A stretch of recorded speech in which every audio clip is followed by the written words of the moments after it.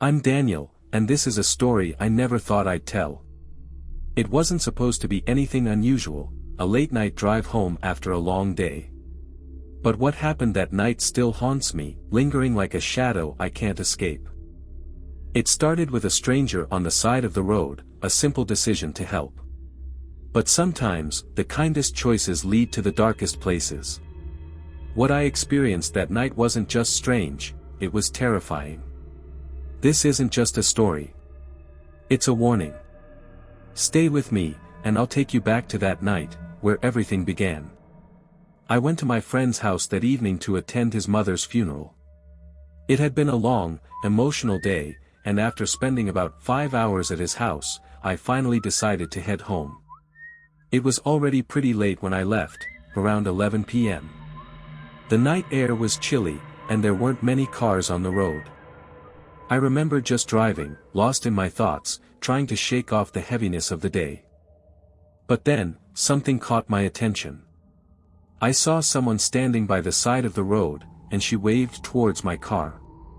I wasn't sure what was going on, so I drove a little further. But something in me felt like I couldn't just ignore her. I quickly reversed the car and stopped, my heart racing a bit. As I looked, I saw it was a young woman, maybe in her mid-20s.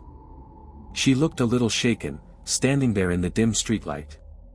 She told me she wasn't from around here and, with a desperate tone, asked if I could help her get home. It was strange, something felt off, but she seemed so sincere. It was late, and I knew I couldn't just leave someone stranded like that, especially not a woman. I paused for a second, my mind racing with thoughts. Could I trust her? Was this a setup? But in the end, I decided to help. It felt like the right thing to do at the time. So, I agreed. Yeah, I can help, I said. And that's how it all started. After that, she got into my vehicle.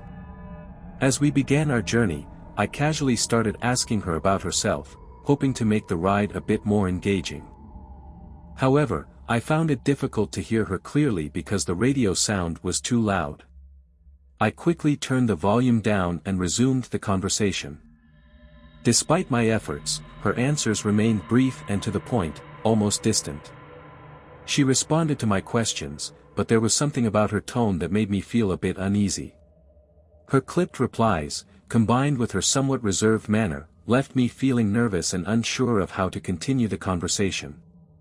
Why does she seem so distant? I'm trying to be friendly, but it's like I'm talking to a wall. It doesn't feel right. Just as I was about to ask another question, the car suddenly jolted, throwing us both forward. The road had been smooth moments ago, but now it felt bumpy and uneven. I slammed the brakes, my heart racing. What the hell? Was that a pothole? No, it felt more like something was pulling us off course. What's happening? She didn't react, though. She remained eerily still, her eyes fixed ahead, as if nothing had happened. I looked out the window to see what had caused the disturbance. Nothing seemed out of place, just an ordinary stretch of road lined with trees. Are you okay? I asked, my voice shaky. She didn't respond. I reached over to tap her on the shoulder, but as my fingers brushed her sleeve, the hairs on the back of my neck stood up. It felt wrong. Like a chill ran through me, though the air in the car was warm. What's going on with her? She hasn't flinched once, not even when the car jerked. What's happening? After driving a short distance, I noticed a woman waving at my car again. My heart skipped a beat as I slowed down and stopped near her. I lowered the mirror and looked at her face, feeling a strange sense of déjà vu. To my shock, it was the same woman I had encountered before. A cold shiver ran down my spine, and my heart started pounding in my chest.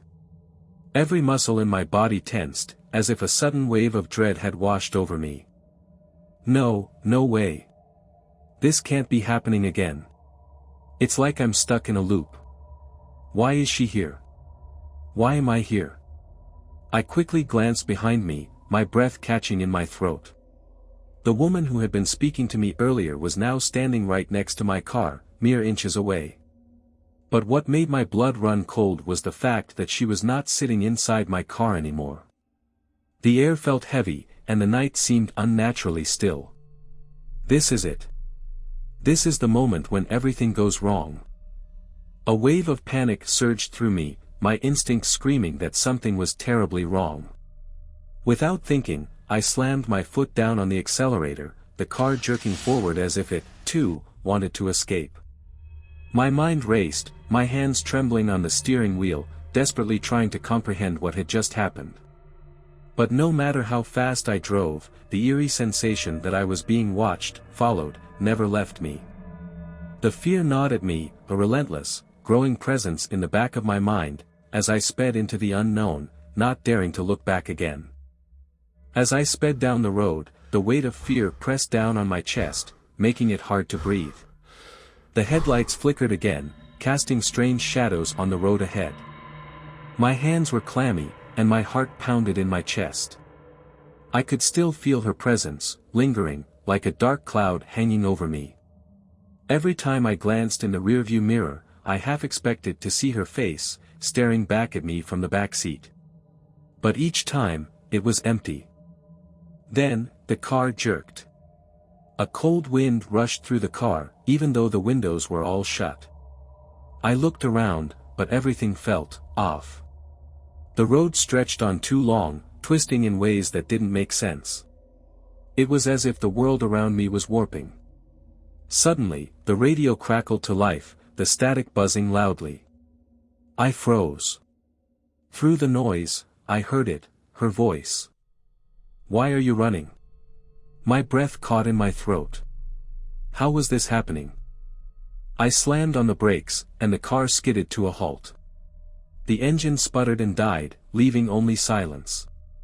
I looked out into the darkness, hoping for something familiar, but everything felt like it was swallowing me whole. I glanced at the rearview mirror again, praying I was imagining things. But there she was, sitting in the back seat, just like before. Her cold eyes were fixed on me, and her lips barely moved as she whispered, "You never left." I whipped around in panic, but the back seat was empty. I couldn't make sense of it. My mind was spinning.